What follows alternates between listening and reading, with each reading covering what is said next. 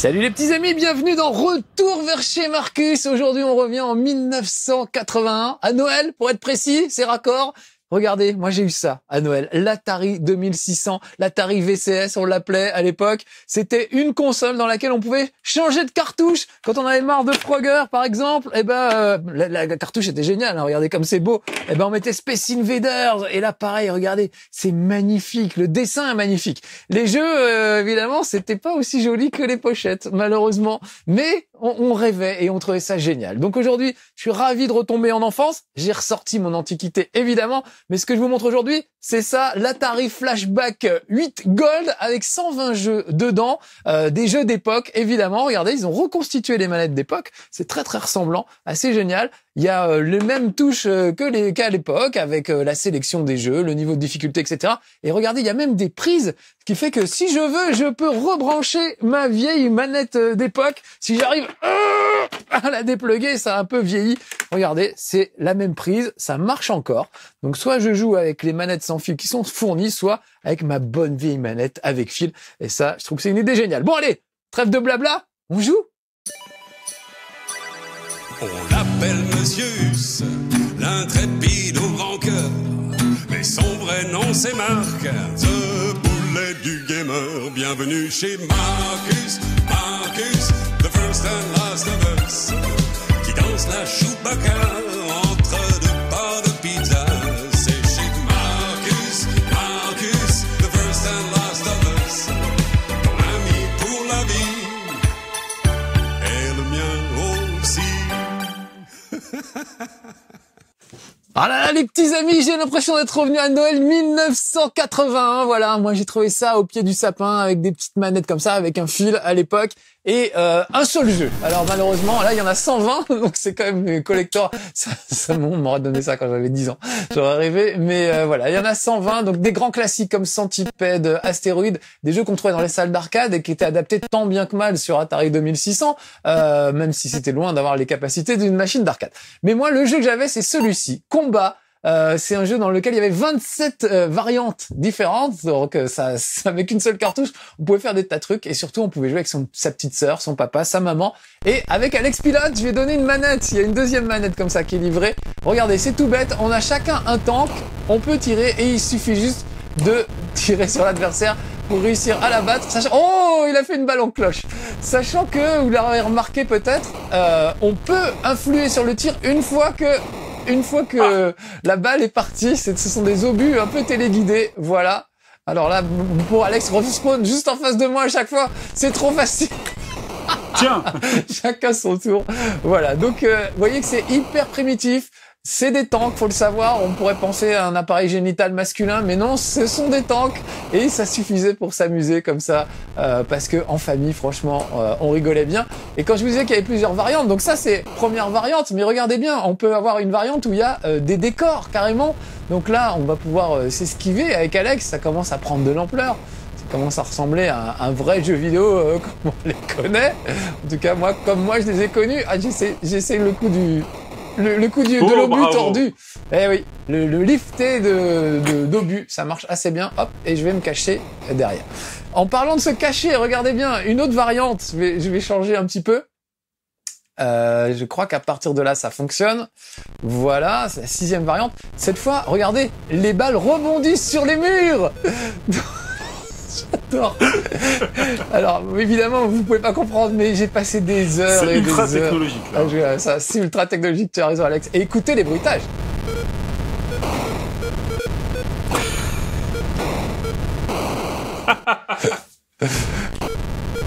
Alors vous me faites bien rire les mecs qui font du rétro gaming avec de la NES Mini, de la Super NES et tout, c'est pas du rétro gaming, ça c'est du rétro gaming les amis, regardez-moi ça. Ça c'est du gros pixel qui tâche, voilà, on peut pas faire pire que ça franchement. Encore que si, regardez, il y a pas que les tanks, il y a des avions. Mais oui, les avions. Ah oui, j'ai oublié la variante invisible. Là, Alex et moi sommes invisibles.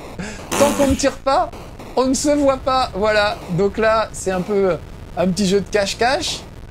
Déjà, faut choisir soi-même si on décide de tirer ou pas pour savoir où on est. L'élément de surprise. Oh, Alex m'a eu, bravo. C'est pas exprès, hein. C'est pas exprès, oui, c'était... J'ai bien compris que c'était au hasard. Là, tu n'as aucune idée de l'endroit où je suis, mais en fait, moi non plus. Ah, j'étais là. J'adore.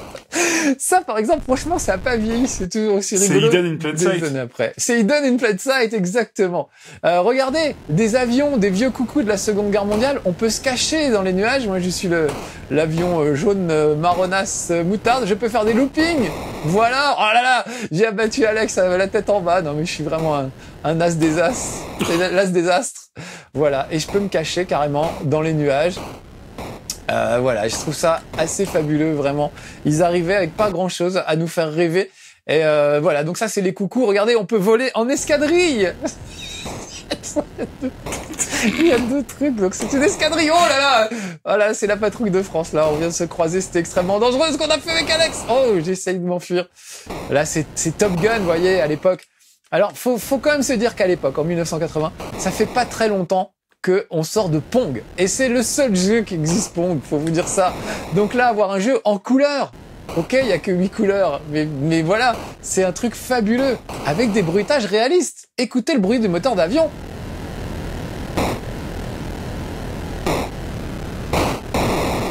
Et les bruits des explosions, absolument incroyables. Et comme, alors avec un gros avion, il y a plein de modèles, et là, c'était mon truc préféré, c'est des chasseurs, ça va beaucoup plus vite. Regardez bien, c'est génial. C'est des avions à réaction, ça va beaucoup plus vite et du coup les batailles sont encore plus frénétiques. Voilà. Bon, allez, j'arrête là. J'arrête de torturer ce pauvre Alex qui n'en demandait pas tant. Ah, c'est passionnant. Ça te plaît, Alex? Oui, et puis faut dire que le gameplay est différent. Ils se contrôlent pas tous pareil. Hein. Eh oui, c'est vrai. Ils ont chacun. L'avion, il se contrôle comme si on le voyait de haut, et l'hélicoptère, enfin le biplan, il se contrôle comme si on le voyait de côté. C'est vrai, ils ont pas la même. Oui, exactement. Alors regardez, un peu plus tard, on avait ça. Là, c'était pas mal. Ça rappelle un peu Shoplifter ou les trucs. Il y a quand même un scrolling. On progresse nettement. Je vous rappelle, c'est la même machine. C'est toujours la même machine qui fait tourner ça. Pour l'époque, c'est génial. J'ai mon petit convoi en bas. Il faut que je protège contre les adversaires qui vont essayer de bombarder tout le monde. Et il y a des vagues d'ennemis comme ça. Là, je vois sur le radar. Il y a un radar en bas à gauche. Ça aussi, c'était une révolution pour l'époque. On avait eu ça dans Defender. C'était vraiment un truc tout nouveau.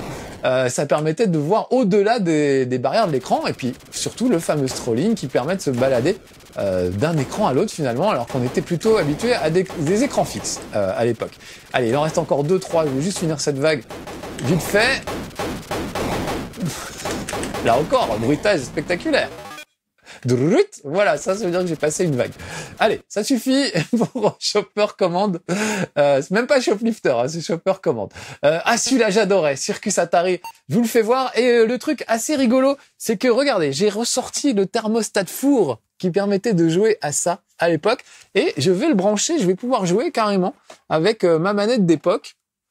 Si tout va bien, voilà, je la mets ici et voilà, je vais diriger droite-gauche parce que avec les manettes qui sont fournies, c'est franchement pas pratique. Tout ce qui est casse-briques et tout ce genre de trucs, c'est quasiment injouable parce que c'était fait pour être joué avec ça.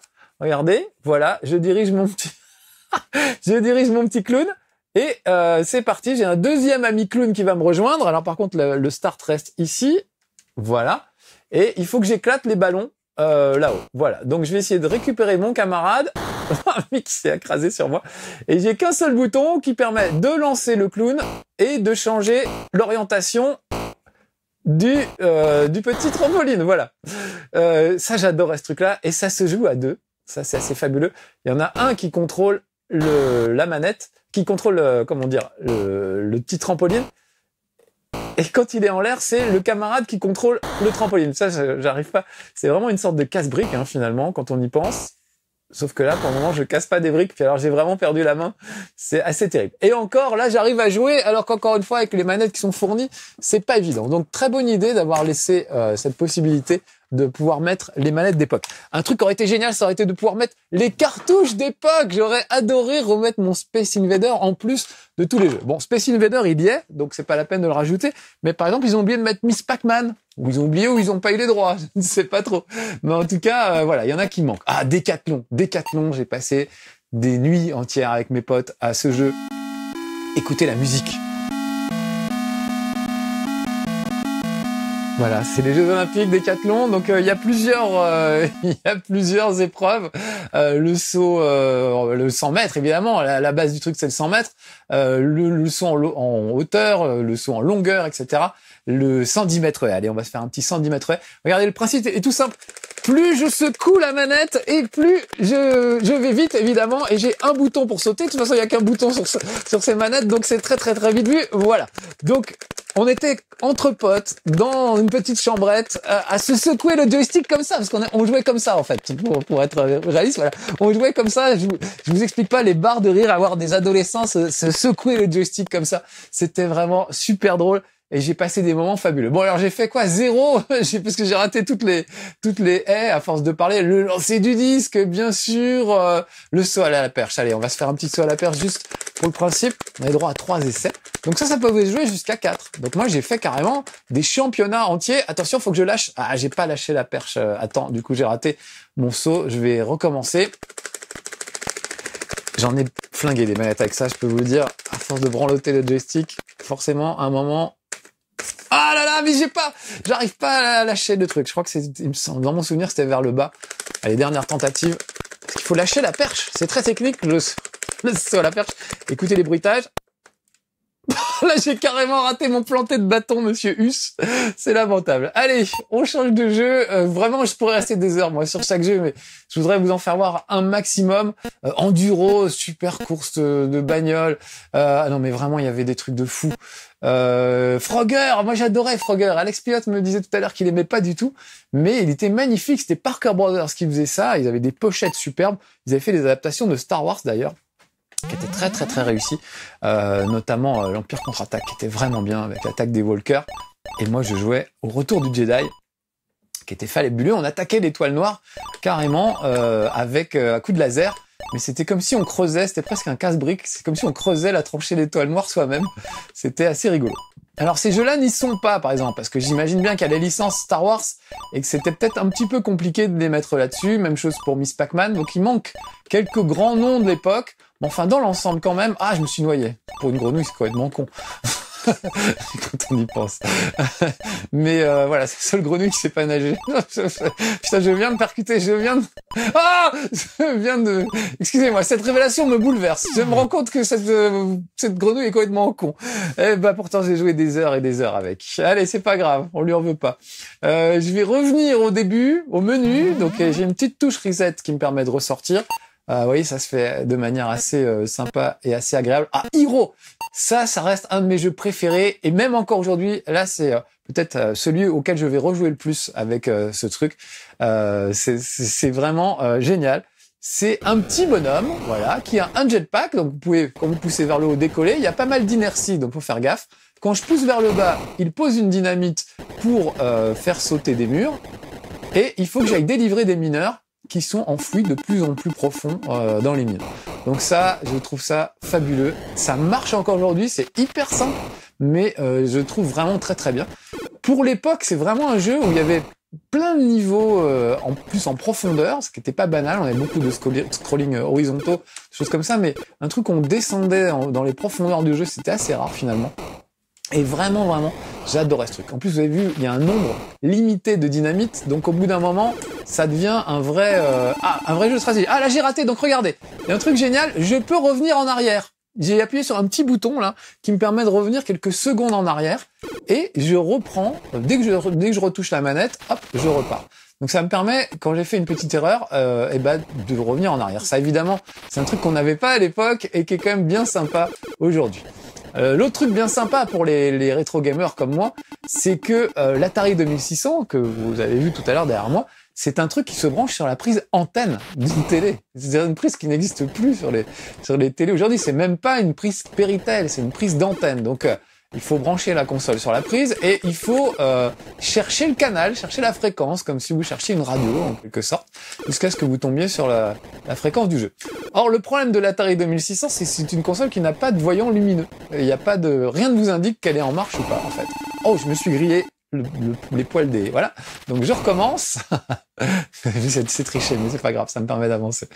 Donc, voilà, vous avez aucun moyen de savoir si la console est alimentée ou pas, déjà, c'est la première chose. Vous n'avez pas moyen de savoir non plus... Ouf. Allez, je recommence. Vous n'avez pas moyen de savoir si c'est la cartouche qui merde ou si c'est la console qui n'est pas alimentée, si c'est le câble qui relie l'image à la télé qui ne marche plus, etc. Donc c'est très très difficile de savoir d'où vient la panne quand on a une Atari 2600. Voilà, ça rend les choses assez difficiles. Faut une télé d'époque. C'est un peu compliqué. Là, je reviens en arrière parce que regardez bien, ça commence à se compliquer sérieusement. Il y a alors déjà, je suis sérieusement nul, ça c'est une première chose. Et deuxième chose, ces trucs qui clignotent en rouge sont des murs de lave. Et là, du coup, c'est un peu chaud. Et puis vous avez remarqué que quand je passais sur une lampe, ça éteignait la lumière. Super idée. Ce qui fait qu'on se retrouve avec des niveaux où on joue dans le noir et où on se met des dynamites sur la tête, sur les pieds pour s'éclairer. Là, faut pas que je touche les murs, évidemment. Donc voilà, regardez, je commence à avancer pas mal dans ce petit Hero. Mais là, vraiment, je pourrais y passer l'après-midi. Donc je vais m'arrêter là, mais voilà, vous avez compris le principe. J'adore ce jeu. Franchement, encore aujourd'hui, ça reste un de mes préférés. Et voilà, c'est un vrai petit challenge d'essayer de voir jusqu'où on peut aller dans une grotte et combien de mineurs on va réussir à délivrer. Voilà. Allez. Voilà, les derniers.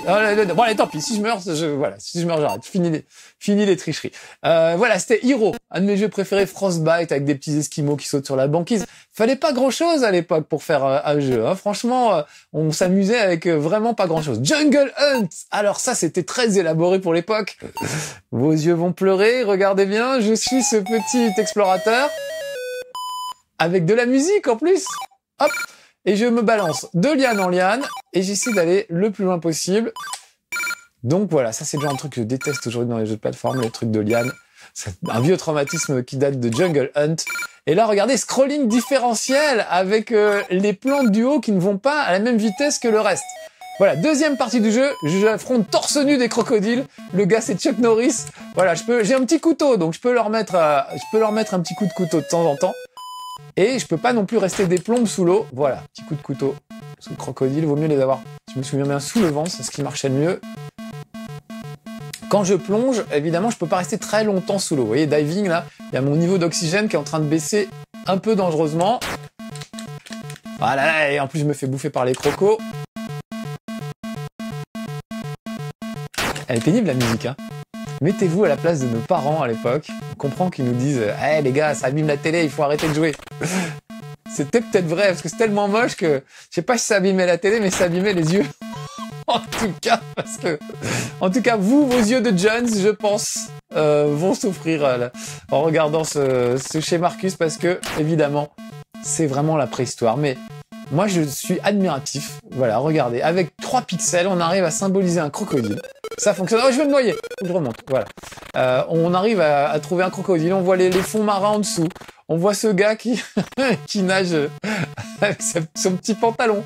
Voilà. Je trouve que c'est très enfantin comme graphisme. Même les niveaux, les trucs qu'on fait, c'est très enfantin. Oh là là, je sais même pas. Ah bah voilà, je repars à zéro. Sinon, c'est dommage, on allait voir la suite du niveau. Mais encore une fois, regardez juste. Petit arrêt sur image sur l'illustration, regardez, qui est juste complètement folle. Et quand on voit ce qu'est le jeu après, ça fait un peu pitié. Mais nous, on y croyait, voilà, on achetait ça. Alors, ça coûtait déjà 350 francs à l'époque. Autant dire 60, 70 euros, les mêmes prix que vous, finalement. Ah, Alex, tu vas pouvoir jouer avec moi. Je suis prêt. C'est un jeu de cow-boy, là, tout simplement. On est chacun d'un côté et il faut se tirer dessus en évitant le cactus.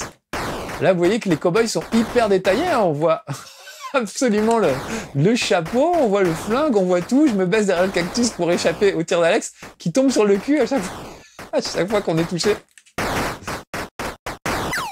Alors, il y a des petits rebonds, Alex, hein, je suis un peu traître, je dis pas tout, Alex, mais il y a des petits... Oui, voilà! Il apprend vite le Alex. Voilà. Et là, pareil, différentes variantes à chaque fois. Bon, je vous les passe, mais voilà. Et encore une fois, regardez la photo avec Outlaw, le mec avec les flingues, la diligence, les chevaux. Voilà, on est loin de ça, mais quand on regardait, quand on jouait, on avait l'impression d'y être. Pitfall, grand jeu de l'époque, un jeu de plateforme. Moi, j'ai beaucoup joué à Pitfall 2, Lost Cavern, qui n'est pas malheureusement dans cette compile, mais déjà le premier était top. On avait 20 minutes pour parcourir ce niveau et explorer le maximum de trucs en récupérant du pognon. Là, comme un gros lâche, vous avez vu que je suis passé par en dessous, ça évite pas mal d'obstacles de passer par en dessous. Il y a juste les scorpions, mais les scorpions... Oh, j'adore. Les scorpions sont moins dangereux, je trouve, que le reste. Et écoutez, à chaque fois qu'il prend une liane, il fait le cri de Tarzan. Oh merde.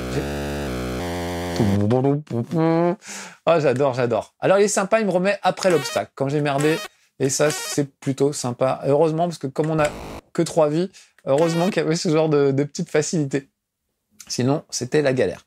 Donc, on peut sauter sur les museaux des crocodiles, on peut sauter sur les lianes. Là, je cours après. Alors, ce sont des rondins de bois, pour ceux qui se demanderaient qu'est-ce que c'est que ces machins-là, c'est des rondins. Me demandez pas pourquoi des rondins roulent tout seuls dans la jungle, c'est comme ça. En tout cas, là, je suis en train de faire des kilomètres et des kilomètres, c'est super, je vais bientôt tomber sur un sac de pognon. Ah, les crocodiles, ça c'est chaud. Il faut que j'attende qu'ils aient la gueule ouverte, évidemment, pour sauter dessus. Voilà, et là, je me suis pris les pieds dans l'eau, directement. Oh, il est sympa de m'esquiver cet obstacle. Attention, le cri de Tarzan.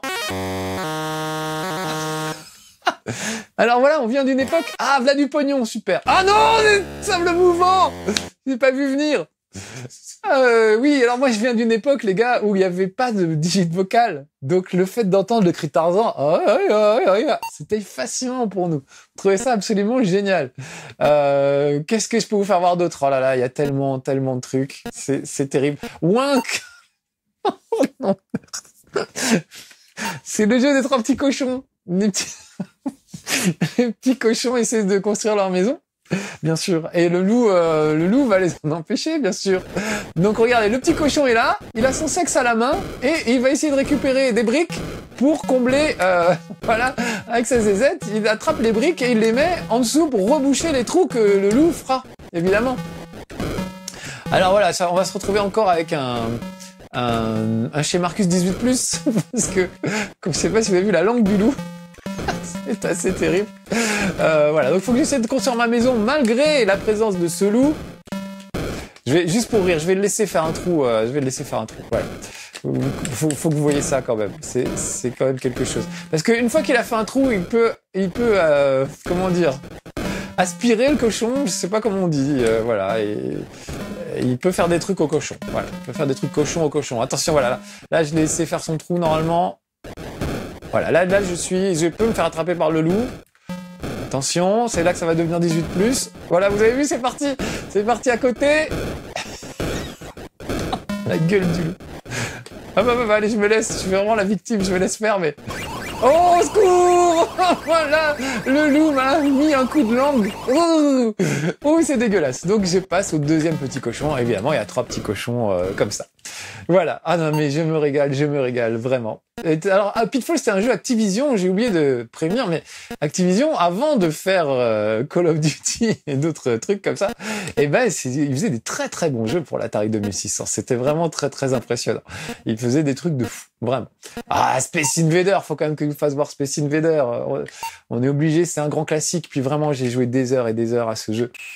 Et franchement, regardez, elle est pas dégueu, cette adaptation. Elle est pas mal. Même le son est pas trop mal. Écoutez bien, il y a une espèce de son grave qui fonctionne encore bien aujourd'hui. Allez, je me tais, on écoute un peu.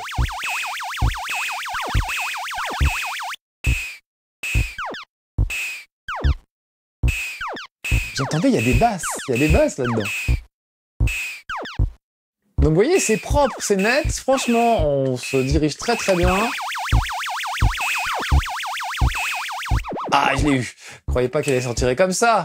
J'ai quand même de beaux restes. Alors oui, ma méthode, je vous ai pas fait voir, mais c'était la méthode du lâche, évidemment, comme toujours. C'est-à-dire, il faut s'en occuper colonne par colonne. Parce qu'évidemment, dès qu'il y en a un qui touche le bord de l'écran, ils repartent de l'autre côté, ces petits salauds. Et le rythme s'accélère, et là, ça commence à ressembler à la musique des Dents de la Mer. Écoutez.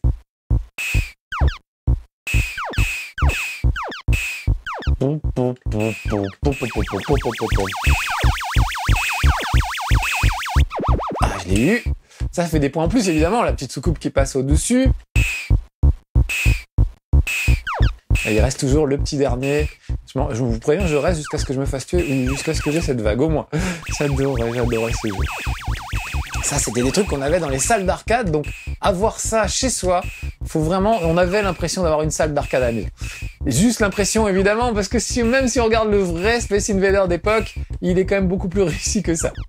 Mais on s'en fout. Et puis surtout, sur la borne d'arcade d'époque, il y avait quand même un petit overlay. Ah, ça y est, j'ai fini ma vague, je suis assez content. Il y avait un petit décor sur la vitre de Space Invader qui donnait en plus l'impression d'avoir une planète en bas. C'était joli comme tout. Voilà. Ah, les anecdotes de tonton Marcus, hein. On s'en lasse pas. J'ai encore un peu de temps, Alex. Oui, oui. Ah, oui, c'est génial. Alex, aujourd'hui, il me laisse faire tout ce que je veux. C'est génial.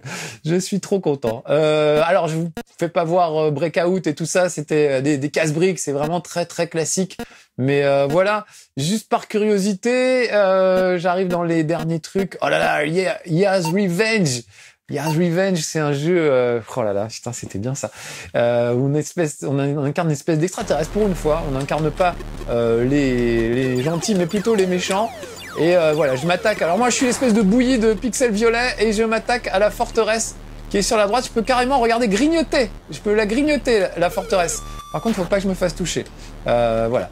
Et le truc, c'est que une fois que j'aurai réussi à grignoter bien la forteresse, je pourrais m'infiltrer à l'intérieur pour tout faire péter de l'intérieur, en fait, pour déclencher. Voilà, pour déclencher avec un canon l'apocalypse. Voilà. Petit clin d'œil au passage aux fans de Walking Dead, où le personnage d'Eugène est fan de ce jeu, Yaz Revenge, et le personnage d'Eugène, ah putain, je m'y perds, s'est infiltré dans l'armée de Negan, autrement dit. Alors il est passé du côté des méchants, on a l'impression qu'il est passé du côté des méchants, mais à mon avis, il fait ça pour faire tout péter de l'intérieur, comme Yaz Revenge, comme le héros de son jeu. Voilà, petit spoil pour les amateurs de Walking Dead au passage. Y, ça veut dire qu'on était dans les derniers trucs du classement, j'ai peut-être encore le temps de vous en faire voir un ou deux. Faut que vous voyez ça quand même. Alors, spéciale dédicace à tous les fans de FIFA et de PS. Voilà, de mon temps, ce qu'était un jeu de foot. Oh putain. Donc les trois machins sont les trois joueurs évidemment, puisque c'est du foot qui se joue à 3, à 11, c'est beaucoup trop animé. Donc on peut quand même reconnaître des joueurs vus du dessus avec leurs petites papates. Regardez, les petites papates là qui courent, et là peut-être le but. Alors je peux pas marquer avec l'arrière évidemment, il y a hors-jeu. Donc le très bel arrêt du goal. Voilà.